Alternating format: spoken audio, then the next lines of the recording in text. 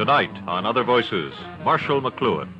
Dr. McLuhan is director of the University of Toronto Centre for Culture and Technology and the author of 3 controversial and highly regarded books on Western civilization: The Mechanical Bride, The Gutenberg Galaxy, and most recently, Understanding Media. Tonight, he is interviewed electronically by Other Voices producer Jim Guthrow, who talks into a camera in the control booth and is seen by Dr. McLuhan on a monitor on the studio floor.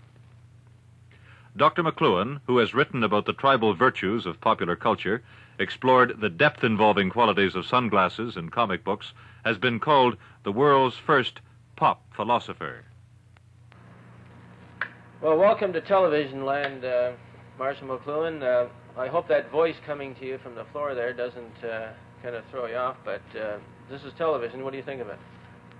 Well, it's become so environmental, Jim, that I'm getting a little numb. You know, it's taking me over completely. Do you think that that what we're doing now with the picture, for instance, we can change the picture at will? People accept this now? 5 years ago it would have seemed to be very, well, as I say, hokey. Is this hokey to you? The use of this kind of image? Yes.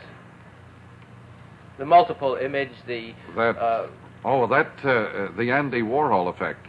Yes. Of duplicating the same image over and over again. Well, I think we had mentioned how that has a strange effect upon the image. If you take a picture of Liz Taylor or anybody at all and repeat it, the effect is to transform Liz Taylor into a corporate mass image and not a private picture of any given individual at all. This is one of the strange transformations going on in the electric age. More and more corporate or iconic imagery is being formed. The private, individual image takes a smaller and smaller place. I went back to its original meaning, and perhaps you could build on that. An icon is an image. It's an image of corporate participation. Yes. Could you explain that corporate participation? Well, that's why it's a liturgical form. It's for a publicly worshiping audience. It is a means of group participation in a common act of worship.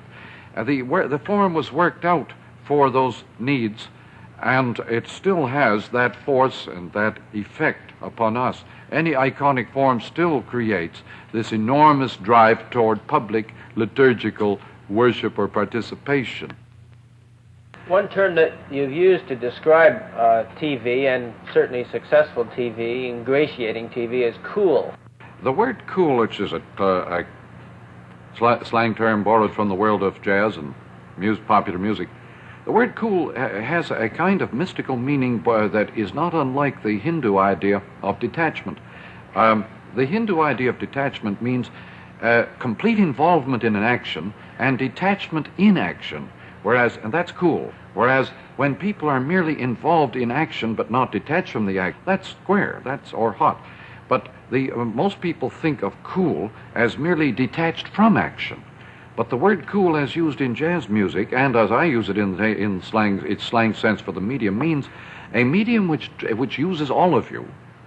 It uses all of you, but leaves you detached in the act of using you. I forget now whether it was when we've been chatting on this program or earlier when I asked you about the medium as the message.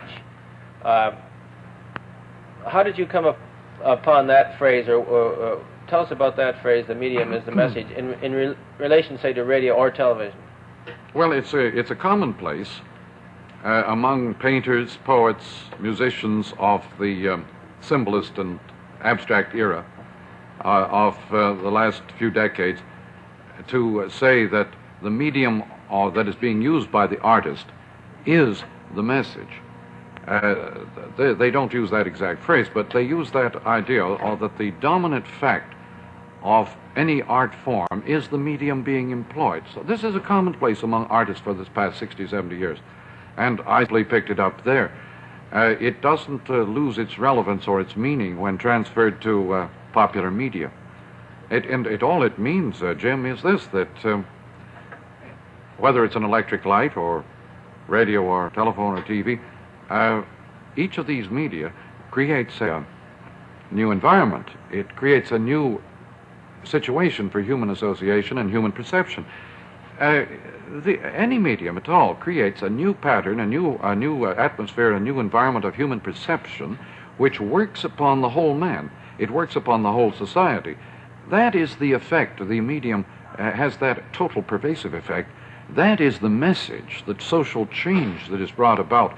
The content of the medium is never the message, because the content is always the old medium.